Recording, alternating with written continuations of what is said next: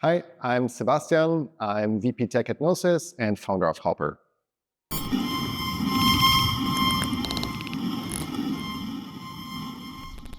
Hi, Sebastian. Hey. Nice to meet you. So yeah, for the context, we are shooting this in Berlin during Web3Privacy now hackathon. We'll have a small talk in a conversation with Sebastian on privacy, Gnosis, and stuff. So for people who don't know you and what you do, can you shortly, not 10 seconds, but a few minutes, explain your background? How did you end up as at this position where you are now? Like a bit of your life, professional, non-professional, whatever you want to share.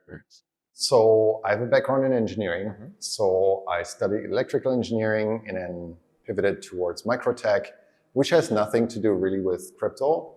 And I think crypto being a new field where most of us are outsiders was kind of one of the things that drew me to it.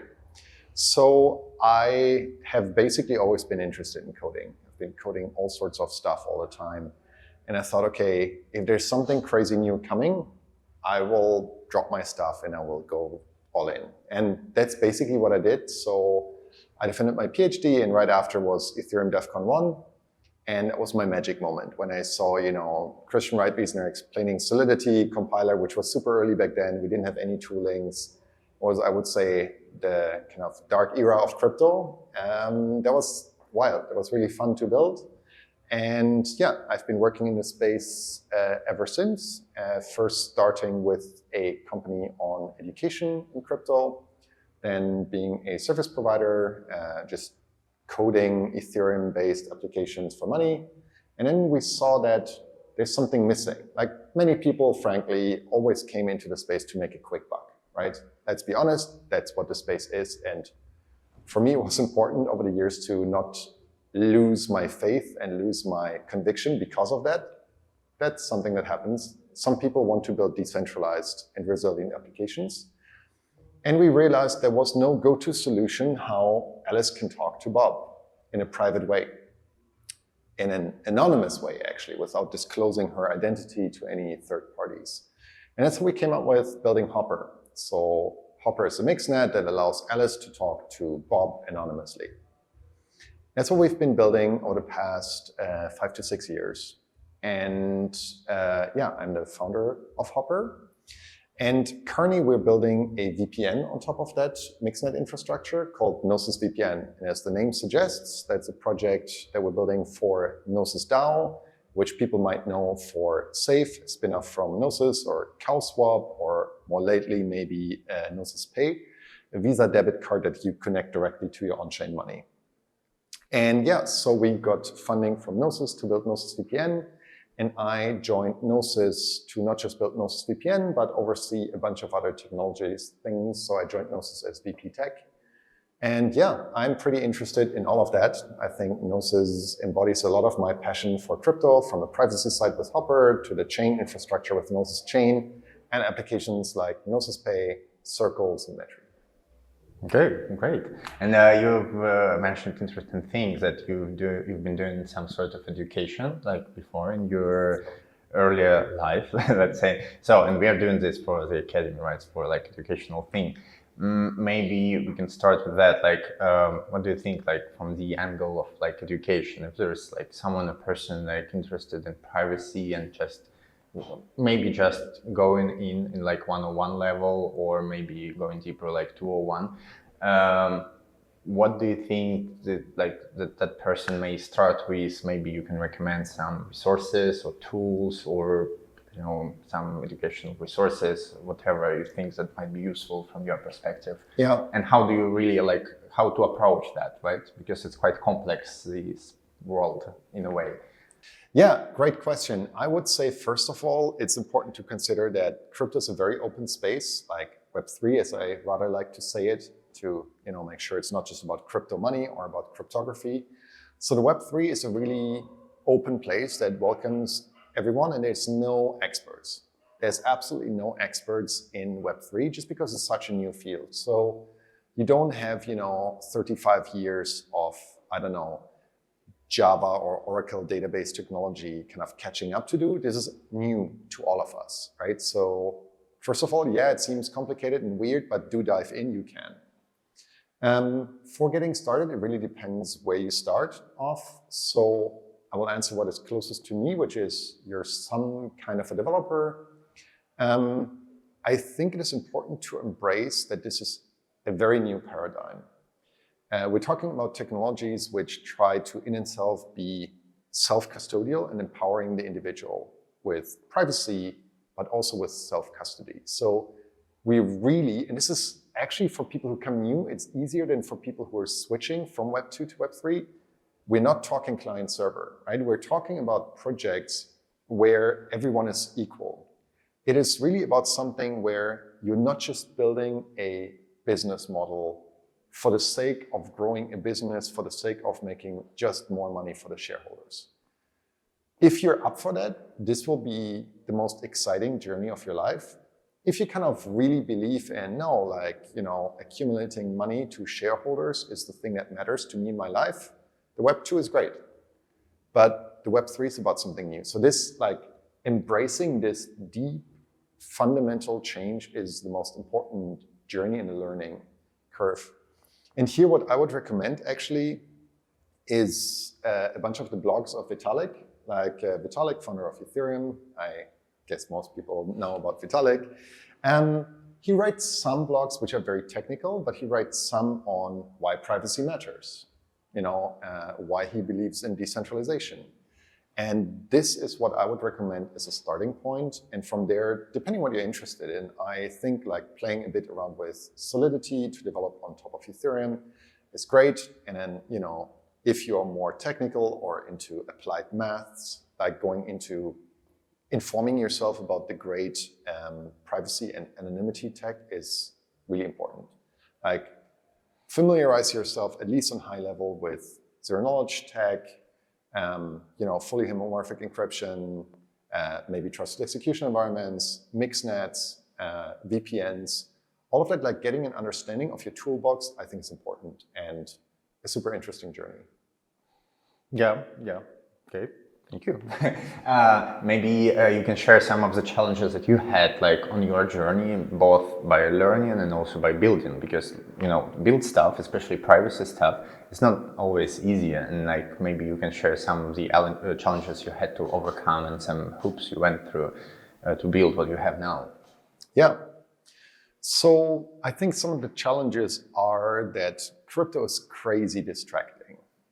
You have bull markets where it's like, oh, fuck, I wasn't trading yesterday. I missed out like on a 100x opportunity because I was coding, like, or it's a bear market. Holy shit, like my personal net worth went down like 50% in a day because, I don't know, right? Something crazy happened that I had no influence on. And it's a very noisy environment. And then you see like this hottest trends. Oh, you know, I missed out on this really cool, hip thing that people are talking about on Twitter. It's like, that's a challenge. That's really a mental challenge. And I think it takes some level of being chill with yourself and distance yourself from the noise. Because I have seen many people who joined the crypto ecosystem and who built some, you know, yet another perp DEX on an L2 with like a lending platform and shit. Like, what's your narrative? Like, what are you really interested in? Like, are you really passionate about that stuff? And for me, I mean, yeah, it took a while and I took that time to find something that I'm really uniquely interested in and I uniquely think makes the world a better place. And yeah, I hope that people take that time to build up that conviction. And that I think is a very important, and for me also, like it just took some time to understand what's going on and build something that makes sense and not just makes money. Yeah, and I hope that people do dive into that. That's not always easy because again, there's so much distraction. Yeah, I really like your point on this, let's say, psychological resilience and self-awareness. And it's really cool that you started with that. Because me personally, I had this experience of like being a founder of a deep tech startup. Mm-hmm. And it's so complicated. You have so many things to handle at once. and then it's really, really hard to like keep insane and just like feed yourself, like care about yourself. So maybe you can give some like advice or reco, like how to stay sane in this crazy world of this crypto cycles, Twitter wars, like. Yeah, I mean, I would say I'm still learning, and I don't always manage, but I think really try to find something that you're truly passionate about. Try not to just find something that VCs want you to do, or your parents want you to do, or your whatever imposes social pressure upon you, but you feel truly passionate about and do that. And yeah, I do think I have seen many people which lost their conviction because, again, they work on something like some funny NFT thing, because NFT, is the coolest thing to do. Well, it was the coolest thing to do 2 years ago. Do you still have conviction to do that now? And some people do, and I have huge respect for that, and that's great, right? Empowering artists, for example, is something that I find cool, right? It's not something that I build on, it's not my world, but people do. So find that and like take the time to think about yourself, like what you truly want. I think that is super helpful. And find your niche, right? And I would say, coming back to the privacy side, it's actually much easier to find your unique contribution here than in, say, DeFi or L2s. Like, if I think about it, this DeFi ecosystem is so crazy, cutthroat, competitive, and same for, I don't know, Ethereum L2s. Like, is it optimistic rollups, ZK rollups, or some new things, base rollups? Like, man, there's people who sleep less than you, no matter how little you sleep. And if that's your edge, well, you're gonna have a rough time. And so I would invite more people to think about this privacy field and resilience tech, because privacy to me is just one direction of resilience, of empowering the individual that truly matters. And yeah, I would say it is much easier here to find something that you can uniquely contribute than in some of these hip spaces of cool new technology that everybody competes on. Sure, maybe there you can raise a $50 million seed round. I've seen many people who didn't do very well after raising a $50 million seed round. So yeah, be realistic. Yeah, 100%. So it's not all about money, but being true to yourself. But then also there is a money thing, right? So imagine I have my passion in privacy. I want to build something, but then how do I stay sustainable? Where or how do I get money? How is it funding? Is it fundraising? Is it something else? Like where is the money in privacy? Yeah, yeah, that's a tough one. Also, that I mean, it's quite obvious. I've been struggling with that. Raising money for a startup and keeping it going and getting it sustainable. That's what it's all about, right? It's about getting a project to self-sustain it. And I think most of crypto has not achieved that yet. Most of crypto lives off of inflationary supply of some form of a token, and has not brought it to sustainability. I hope we do. I hope we all, I especially wish it to the Web3 privacy ecosystem, that we get towards sustainability. Okay, but to your question, if you're getting started, what do you do, right? So first of all, you do attend hackathons where you connect with people and maybe win a bounty that is just giving you some information that you're on the right track. There are a few grant opportunities that I think people should go for. There is a number of decently funded organizations that do give out grants for building things that matter.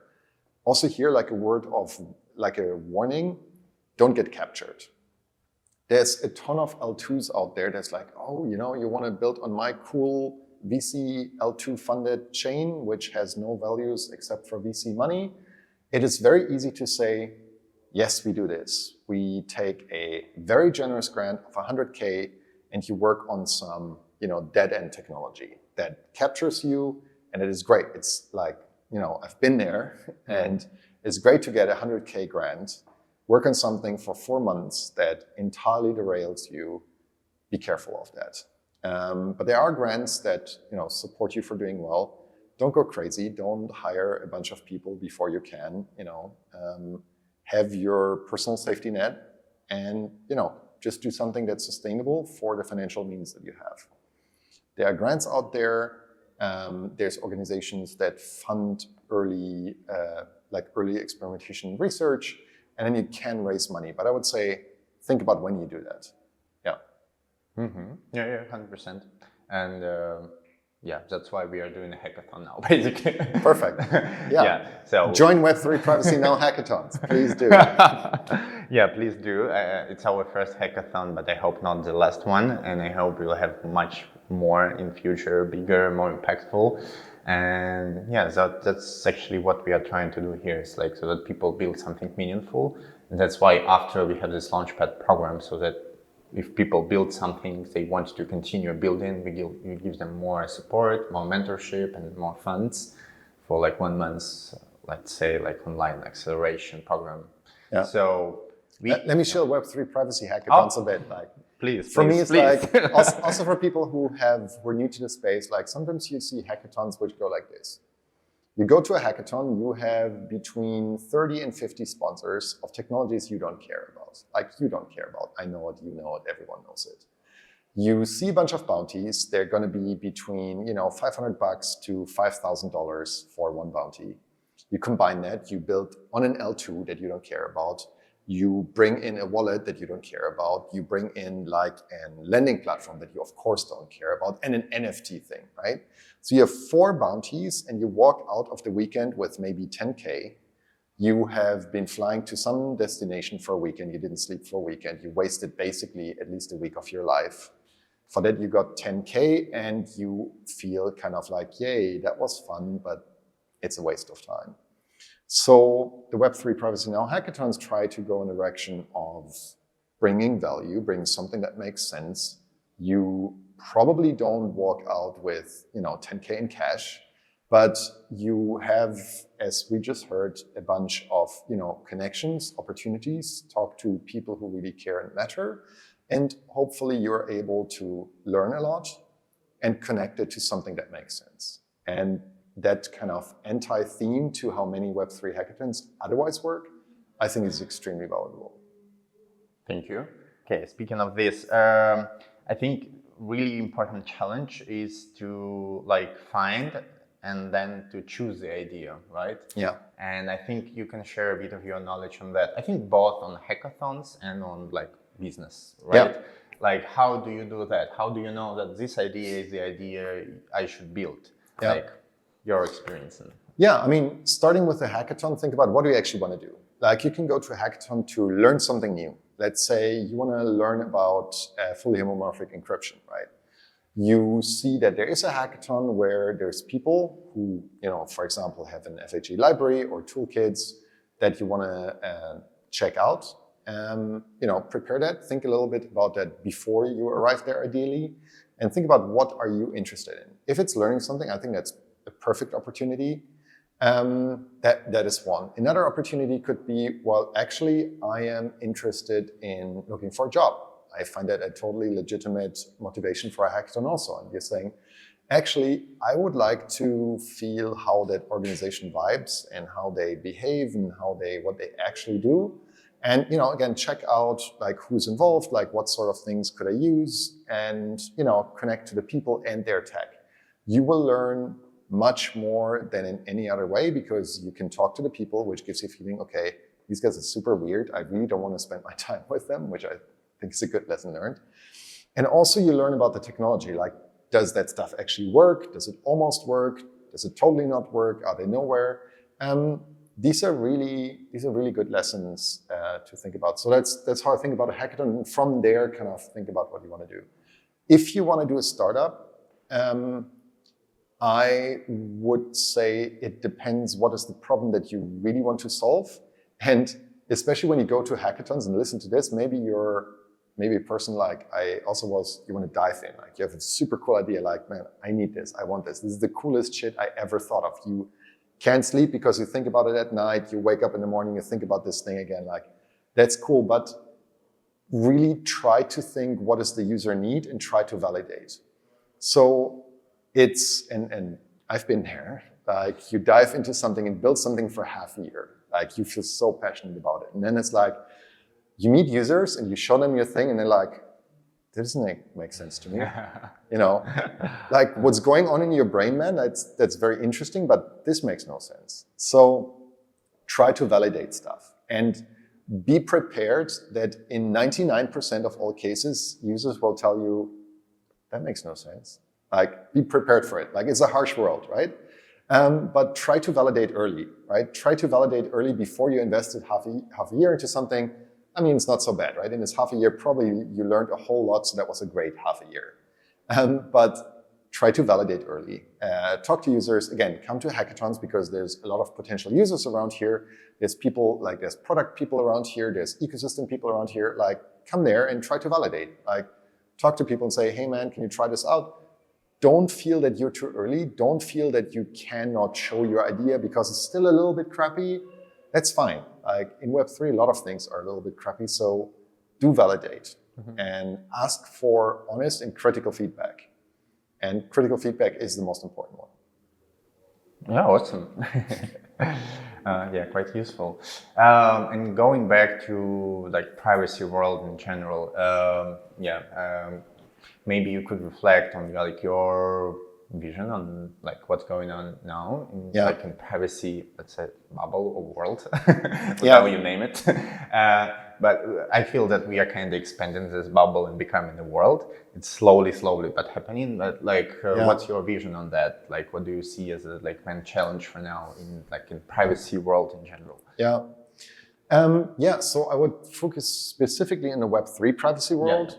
I think we need to break out of the Web3 world just because Web3 is unfortunately not the world and we can't wait for Web3 to get there. So think about who are users of our technology out of this like still relatively small community, like who really wants to use your stuff. So from my perspective, for example, working on a VPN, like a VPN is something that makes sense to a whole lot of people out there and they're paying money for it, right?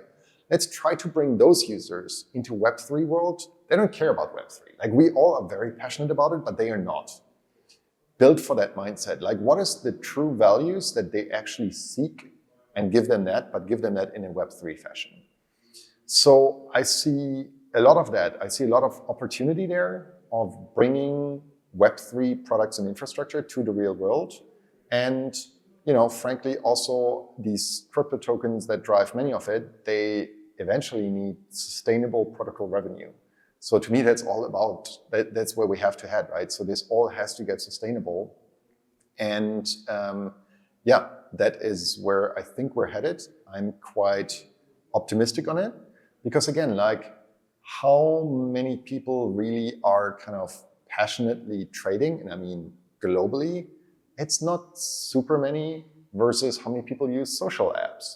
How many people are actually concerned about medical apps leaking data? Like I am personally extremely concerned about LLMs and AI tools that don't respect my privacy. I do think that, for example, AI tooling could massively improve global health at a level that we've never seen before. That is only possible when we have strong anonymity and strong privacy for all of that. It's absolutely ridiculous to think that you upload your DNA data to fucking Sam Altman and think that this will be fine. You will get absolutely screwed if that happens. And the technology that this ecosystem is building on enables that eventually. And I hope that will happen. I think that will happen at a huge global scale, and that will be a large success of this ecosystem. But yeah, it still needs a lot, right? There's still a lot of work ahead of us, also on the infrastructure level, to provide for that. 100%, and that's why we are also trying to merge these worlds like Web3 and Web2, and we work with both. Of course, we are Web3Privacy, so we are kind of Web3 first, and still we work with lawyers, or we have, like in Academy, we have a course on GDPR, which is like both affecting Web3 and Web2, and we work with policymakers, we give lectures in universities, and publish books, so thinkers. So it's always interconnected, and we kind of trying to play with Web2 as well. But staying here is important. But I really like that you are very, let's say, practical in terms of like users really don't care what's under the hood, and they don't really care if it's Web3 or if it's like what's going on there. So for the majority, it's something really absent. That's very realistic optics, I would say.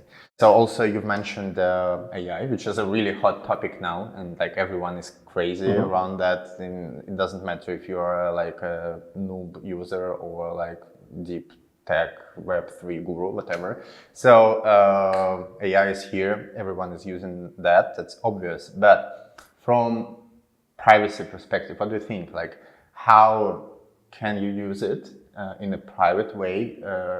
What maybe tools, or maybe there is a special approach on like how do you use it so that you are not transmitting something like sensible and not doxing yourself too much? So what's this checklist on like how to use AI and still stay private and cool? Very, very tough question that I wish I had a perfect answer to, and I don't. And I hope that can inspire a bunch of people to please build that, because I want to use it. Okay, no, but let me first start with what is the issue. So using ChatGPT, because everybody does, or a bunch of other agents. I see like the obvious problem is you are asking it. Again, I stay with my example of medical just because I find it extremely personal and extremely problematic. Would you share your very intimate, very personal medical history with, again, Sam Altman's company? I find that very problematic, right? So that's something we don't want to disclose personal data to them, because they will disclose it to other parties. That's guaranteed. And they will sell it if they can make money, because that's what drives them. Their value alignment is the US dollar. So for me, the alignment with an AI company of today is extremely problematic. So we need to provide the ability to use AI tooling in an anonymous and private way without disclosing our information. But also, even if we achieve that, I could still probably link your individual queries that you send to an AI, right? So for example, just to give a shout out to something that tries to go in that direction, is Venice.ai. So Venice.ai is AI that tries to be as private as you can really be today. I think it's not perfect. There's a lot more work that needs to get done. And just to give you one example, Venice, you can pay with crypto, and they proxy stuff before they send it actually to the inference.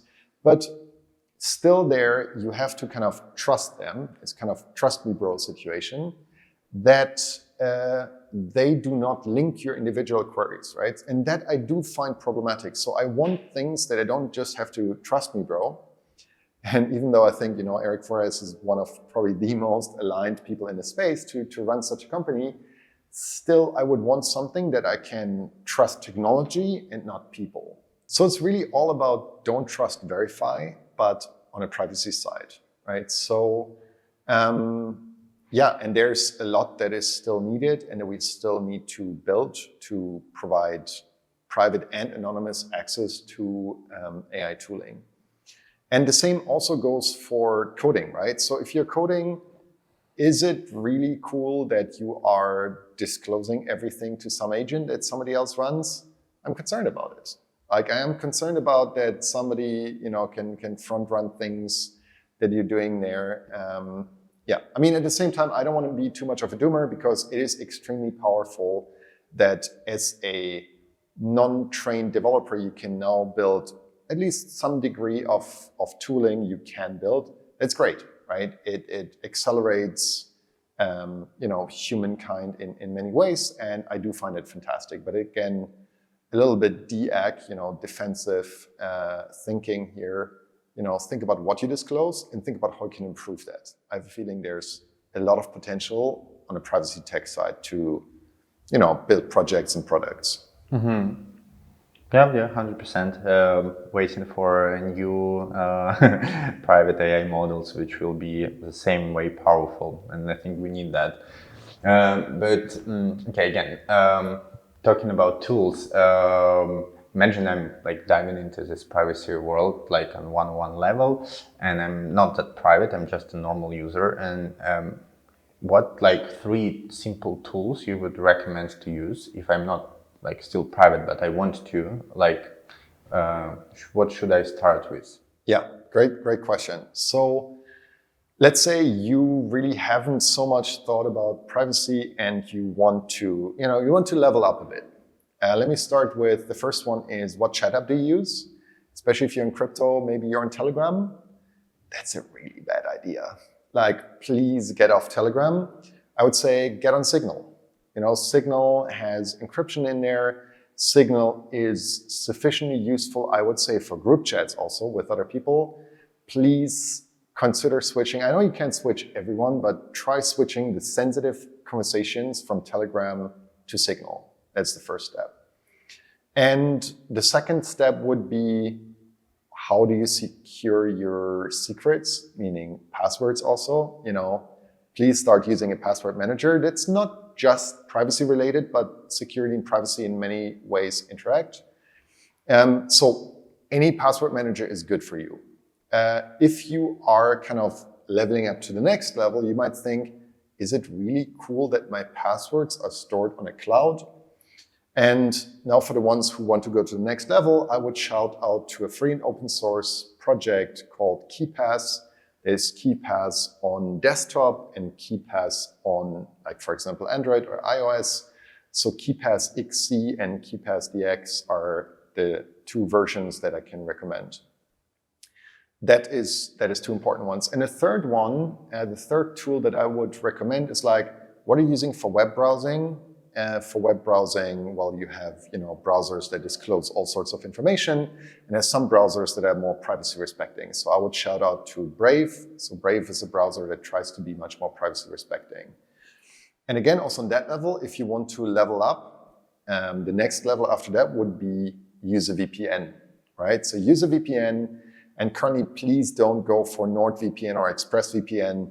I don't have any proof for it, but I think that's a honeypot. Like, it does not make sense to me. Like, there's some company that you trust with all your connection metadata. They know what apps you're using, from where, at what time intervals. That's wild. So, and again, maybe a preview to what we are building. We're trying to fix that with GnosisVPN. It's not live yet, but I hope in the next 12 months we get to a point where people can actually use GnosisVPN to solve exactly that, not just trust one server provider. But again, for now, people who want to use a VPN, I would shout out to Mulvat or Proton VPN. That's the two that I would recommend for people who are really serious about privacy. They're not expensive. You can get decent features for around $10 a month. Great. Good luck with launching soon. Hope you'll see it in 12 months. But then a quick question here. How do you know that VPN is good or not good without being deeply tech as well? Because you've said something about like NordVPN, which is quite popular, right? And they have, I think, a lot of users. So it's not about what's good, what's bad, but like, how do you approach this process? Like, how do I understand what's good, what's bad? Yeah, really tricky one, because again, many technologies, they're built on the Web 2, like many VPNs today, centralized VPNs. They have kind of this trust me, bro, attitude. But that being said, there are some VPNs which require less information of you. And, for example, Mulvat or Proton VPN, just to give some examples for how anonymous you can use them. For Mulvat, for example, you could put cash physical cash in an envelope, write a number on a sheet of paper next to the envelope and send it to them, right? So that is unlinked. That is unlinked from the entire digital world. Like, it doesn't get much more anonymous than that. Still, it's not great because you have trust that the servers don't log and track you. There's people who combine multiple VPNs behind one another, which gets a little bit more, again, sophisticated. But yeah, using providers which give you that option or paying in some privacy coins, these are ideas that you can look for if you want proper anonymity in a VPN. And again, don't go for the major providers like ExpressVPN or NordVPN, because I'm convinced they are honey traps. Okay. And thinking about this beautiful world of future, imagine we are like 30 years from now. We are getting big. You are launching your VPN. Web3Privacy now is getting Web 2 global, whatever. So the internet of future, private, secure, whatever, how does it look like, and how life is different from what we have now? in this heaven, privacy? 30 years. That's a great question. I like that a lot. 30 years into the future, if what we all are working on in this ecosystem was successful, I imagine a world where the individual is much more empowered, where the default concept of creating value for mankind right now is you start a company grows, company makes money, you build a product, company makes more money, shareholders make more money, and that's the default way how humans create value on this planet. That has to change, and that in 30 years will have changed. We will empower both builders and users of technology to the degree that they do not require large multinational corporations or nation states with their most basic needs. Infrastructure is run by individuals which get together, provide resources, and earn an income for that. I hope that we have a form of basic income established, which provides for the livelihood and a planet that is much more, globally less unequal than it is today. And therefore also provide a much more peaceful of living together of humans on this planet and beyond. I do hope that we have technologies which are privacy respecting, don't allow for data harvesting, and are still very versatile. It's not something that gets taken away from the individual, but enables you to do more. I hope that we have less kind of huge companies or huge projects like, I don't care if, Bitcoin is still alive then. To some degree, I hope it's actually not, because society would be much less or much more unequal than with other fiat currencies. So yeah, I do hope that we have an economy and a global world which enables much more people to do stuff that we have. People in tech talk about microservices. I hope that we have kind of micro products and technologies that can interact with one another to create value and make life better. I hope that, as I said, that enables us to increase public health. There's a lot of talk about longevity and extending the lifespan of humanity. I hope that does not just get built on the backs of a few large corporations, but by having open innovation, open science to improve life on planet Earth and beyond. And this open exchange is largely driven by technology, because stuff doesn't get done by itself. I'm not an AI doomer, so I don't think that AI will take over mankind. But I think that we will harness AI to safely build better technologies, and that we keep doing that and keep anchoring that in the values that we establish today. That's why I think that's important to do. Wonderful picture. I'm like, whoa, yeah, I went there. Yeah, but I hope that our mutual effort will bring us there sooner or later. Last question. What would you recommend, like a piece of, like a cultural piece for like people from the students of the academy? Maybe book, maybe podcast, maybe film, maybe playlist, whatever, some cultural artifact, not necessarily about privacy, but something to like enrich the world and like you get some different perspective. Yeah. I would recommend Isaac Asimov Foundation series. The Foundation trilogy is a classic sci-fi that makes you think about stuff in a large timescale and large perspectives. We're an insignificant little species on an insignificant little planet, and things that we do today impact the world of tomorrow. And I think Foundation series is a sci-fi that depicts that kind of nicely. So that's something that I would recommend. It's maybe not so much Web3, but it's way older, right? It's older than most of us, but yeah, it's a great one.